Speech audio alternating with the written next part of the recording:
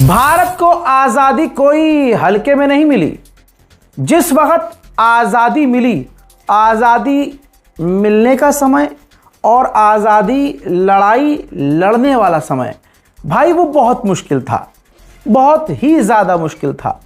उसमें जो उस वक्त हिंदू राजा थे, चाहे मुगल राजा थे, चाहे जमींदार थे, उन्होंने अंग्रेजों का साथ दिया। आपको अगर कोई भी बात मेरी समझ से परे लगे तो आप चैट जीपीटी का इस्तेमाल कर लीजिएगा, थोड़ी रिसर्च कर लीजिएगा। मैंने आपकी आसानी के लिए उन तमाम रिसर्च को निचोड़ के बहुत शॉर्ट में बताने की कोशिश की है। भाई अगर आज़ादी के लिए जिन्होंने लड़ाई लड़ी, जब उनके बारे में हम जान रहे हैं, तो भाई जिन्होंने देश के लिए कुछ नहीं किया, उल्टा गद्दारी की, उनके बारे में भी पता चलना चाहिए।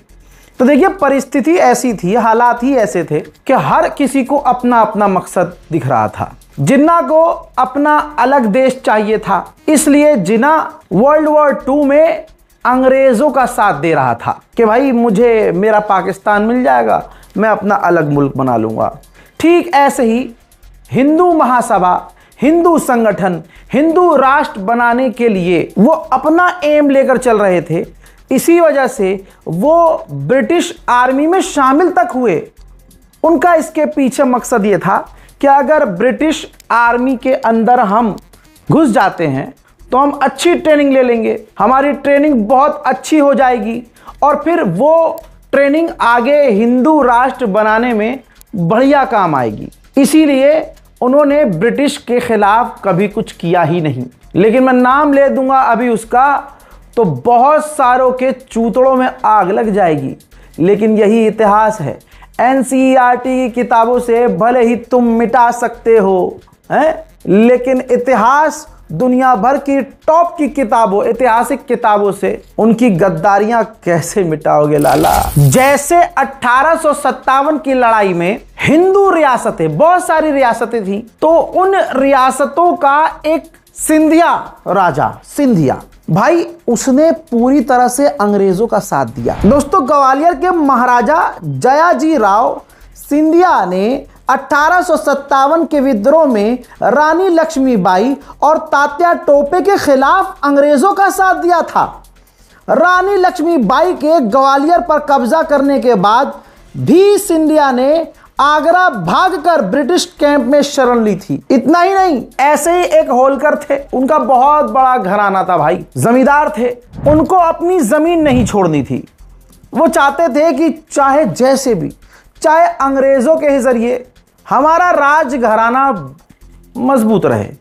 यही वजह थी कि भारत के अंदर जो आजादी की लड़ाइयां चल रही थी और जो विद्रोह उठ रहे थे, इन्होंने उसको दबाने के लिए अंग्रेजों का साथ दिया और अपने लोग दिए कि जाओ अंग्रेजों का साथ दो, अंग्रेजों की सेना का साथ दो। ऐसे ही कुछ राजपुताना की रियासतें, उदयपुर, जयपुर, जोधपुर, बीकानेर, ऐसी तमाम रियासतों के राजाओं ने विरोधियों को, यानी क्रांतिकारियों को दबाने के लिए अंग्रेजों को अपनी सेना दी। सिर्फ सेना ही नहीं दी, हथियार दिए, खाना दिया, पनाह दी और अपने लोग दिए कि जाओ लड़ो और अंग्रेजों का साथ दो, ताकि हमारा ये राजघराना, हमारी ये कुर्सी पूरी तरह से सेफ रहे, बच जाए। और आज मुसलमानों गद्दार कहते हैं। पटियाला और जिंद की जो कम्युनिटी थी उस वक्त, यानी सरदार थे और जो हिंदू थे, उन्होंने पूरी तरह से अंग्रेजों का साथ दिया दिल्ली पर कब्जा करने के लिए। बड़ा आसान है, जेमिनी से पूछ लीजिए, चैट जीपीटी से पूछ लिए, वो तो बहुत लंबी लंबी कहानी बताएगा, दिमाग चकरा जाएगा आपका। ये तमाम चीजें अंग्रेज खेल रहे थे, अंग्रेज करवा रहे थे। याद रखिए, आपस में लड़वा रहे थे। आज भी नहीं, पहले ही उनकी नीति थी, फूट डालो राज करो।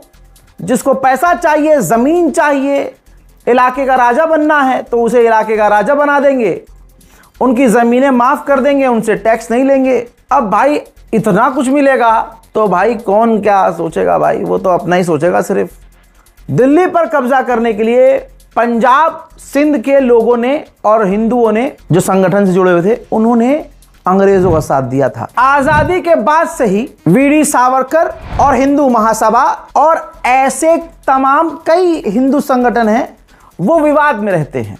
उसकी वजह पता है क्या है?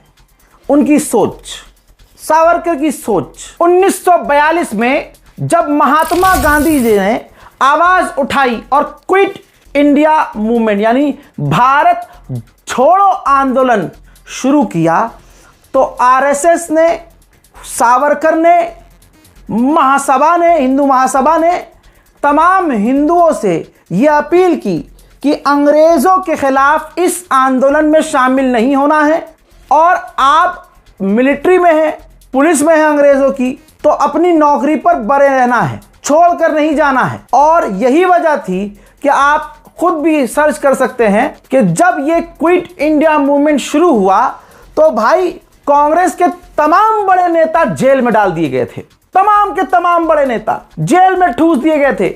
लेकिन वीर सावरकर और हिंदू महासभा के नेता, इनमें से किसी को जेल में डाला नहीं गया था।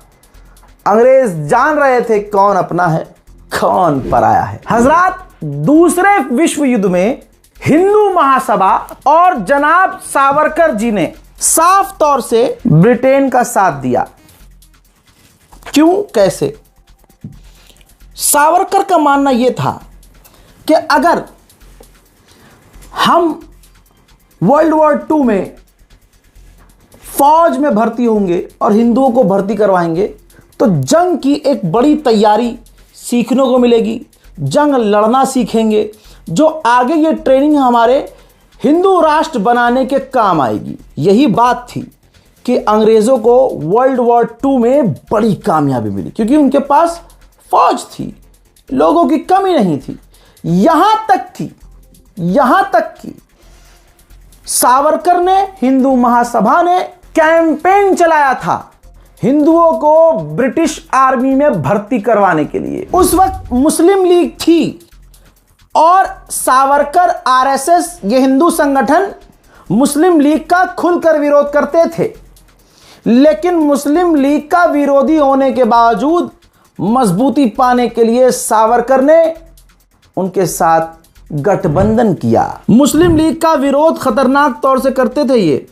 हिंदू महासभा ने बंगाल, सिंध और NWFP में फजलुल हक और मुस्लिम लीग के साथ मिलकर सरकार बनाई थी, ग्रुप बनाया था। वो भी उस वक्त जब कांग्रेस के नेता क्विट इंडिया मूवमेंट की वजह से जेलों में भर दिए गए थे। आरएसएस का विरोध फालतू में नहीं किया जाता है। उस वक्त के टॉप नेता जो आरएसएस के थे, फाउंडर आरएसएस के बी हेडगवार और उनके बाद MS गोलवालकर ने अपने पूरे उस वक्त में पूरे संगठन ने, उनके संघ ने आजादी के मुख्य आंदोलन यानी क्विट इंडिया मूवमेंट से अपने आप को दूर रखने की नीति अपनाई। वो आजादी के मूवमेंट में शामिल ही नहीं हुए। यहां तक कि गोलवालकर ने खुद लिखा था कि आरएसएस ने 1942 के आंदोलन में संगठन के रूप में हिस्सा नहीं लिया। उनका तर्क यह था कि ऐसी लड़ाइयों से संगठन की ऊर्जा नष्ट होती है और सेना या सरकार से सीधा टकराव लेने से पावर कम हो जाएगी। इस वजह से अंग्रेजों ने आरएसएस पर वो पाबंदियां नहीं लगाई जो उन्होंने कांग्रेस पर लगाई थी। कांग्रेस क्योंकि सीधा सीधा टक्कर ले रही थी, अंग्रेजों की छाती पर पैर रख रही थी, आवाज उठा रही थी, लेकिन इसीलिए उस वक्त आरएसएस पर पाबंदी नहीं लगी। पाबंदी लगी, जेल में डाला गया तो कांग्रेस के लोगों को डाला गया, आम लोगों को, क्रांतिकारियों को जेल में डाला गया, आरएसएस को नहीं। और आज आरएसएस क्या कर रही है लाला, आप सभी को पता है। एक बात तो क्लियर है, उस वक्त जो लोग थे, जो संगठन थे, वो भाई अपने अपने मकसद के लिए थे। वो जिन्ना अपना पाकिस्तान यानी उसे प्रधानमंत्री, राष्ट्रपति वाला पद चाहिए था तो उसने टुकड़े कर दिए। इसी के साथ भाई हद तब हो गई कि हमारे ही मुल्क में हिंदू संगठनों, दूसरे संगठनों, सबने अपने अपने मकसद के लिए भारत की आज़ादी की लड़ाई लड़ी ही नहीं। लड़ी किसने? मुसलमानों को देख लीजिए, भगत सिंह को देख लीजिए। मुसलमान इसलिए मैं फोकस कर रहा हूं क्योंकि आज की तारीख में आज का एक समाज, सड़ा हुआ समाज मुसलमानों को गद्दार बताता है। सुबह एक रिपोर्ट डाल चुका हूं, जाओ चुनिंदा मुसलमानों के बारे में बताया है कि उन्होंने भारत की आज़ादी के लिए क्या किया है। वो अमीर मुसलमान नहीं थे, कोई किताब बाइंड करने वाला, कोई रसोइया, कोई दूध बेचने वाला, ऐसे गरीब मुसलमानों ने जान दी। अमीर तो थे ही बहुत, लेकिन आज जब मुसलमानों पर मेरी जान आप लोग सवाल उठाएं तो पहले इतिहास के पन्ने पलट कर देख लें, इनका भी इतिहास देखें, हिंदू महासभा, हिंदू संगठन, आरएसएस का भी पन्ना पलट कर देखें, तब आपको पता चलेगा कि मुसलमान क्या है। ये जो आज का तिरंगा है ना फाइनल, ये तिरंगा भी डिजाइन करने वाली मुसलमान महिला थी। नाम बताऊं? खुद सर्च करो वरना सुबह वाली वीडियो देखो। इस तिरंगे में 3 रंग है। ये पूरा भारत है, हिंदू, मुस्लिम और दूसरे रिलीजन, तमाम दूसरे धर्म, और उसके बाद ये हमारा प्यारा अशोक चक्र जो संविधान का प्रतीक, सच्चाई का प्रतीक है।